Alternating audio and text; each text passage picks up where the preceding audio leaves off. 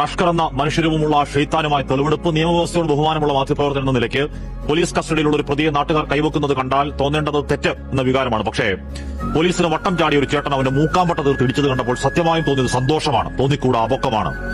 നാളെ സ്കൂൾ തുറക്കുമ്പോൾ കൊണ്ടുപോകേണ്ട ബുക്കും പുസ്തകങ്ങളും ബ്രൗൺ പേപ്പറിട്ട് പൊതിയുന്ന മകളെ കണ്ട് രാവിലെ വീട്ടിൽ നിന്നിറങ്ങിയ ഒരു അച്ഛന്റെ വൈകാരികത കീഴടക്കിയതാണ്. സന്തോഷം പാതകമെങ്കിൽ പ്രേക്ഷകർ ക്ഷമിക്കണം.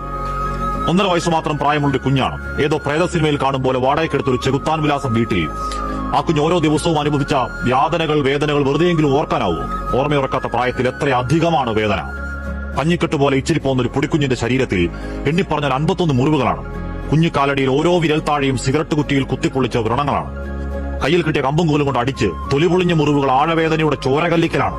മൂർച്ചയുള്ള എന്തോ കൊണ്ട് കുത്തിക്കേറിയ മട്ടിൽ ജനനേന്ദ്രിയത്തിൽ ആഴത്തിലാണ് മുറിവ്. കുടിച്ചു കളഞ്ഞ 2 കുഞ്ഞിക്കൈകൾ, തലയിൽ നീർക്കെട്ട്, ചതവ്, മുറിവ്. കൊല്ലാക്കൊല ചെയ്ത് കൊന്നതാണ്. അഷ്കറയ ഡാൻസർ പെൺകുട്ടിക്കും നിനക്കുമിടയിൽ നിങ്ങളുടെ ശപിക്കപ്പെട്ട ബന്ധത്തിനിടയിൽ ഈ കുഞ്ഞൊരു ശല്യമാണെങ്കിൽ അമ്മത്തൊട്ടിൽ പോകാൻ സമയമില്ലെങ്കിൽ ദൂരെ ഏതെങ്കിലും റോഡ് സൈഡിൽ കൊണ്ടുപോകാമായിരുന്നില്ലേ?